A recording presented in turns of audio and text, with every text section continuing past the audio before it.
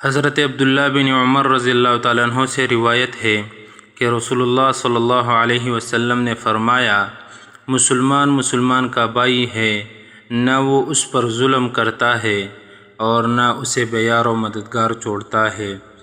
جو شخص اپنے بھائی کی حاجت پوری کرنے میں لگا رہتا ہے، اللہ تعالیٰ اس کی حاجت پوری کرنے میں لگا رہتا ہے، اور جو شخص کسی مسلمان کی ایک پریشانی دور کرے، اللہ تعالیٰ قیامت کی پریشانیوں میں سے اس کی ایک پریشانی دور فرمائے گا۔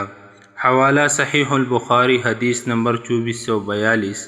حضرت جابر بن عبداللہ رضی اللہ تعالیٰ عنہ سے روایت ہے کہ رسول اللہ صلی اللہ علیہ وسلم نے فرمایا، اللہ تعالیٰ اس شخص پر رحم فرمائے جو خریدتے وقت، بیچتے وقت اور اپنا حق طلب کرتے وقت نرمی کرتا ہے۔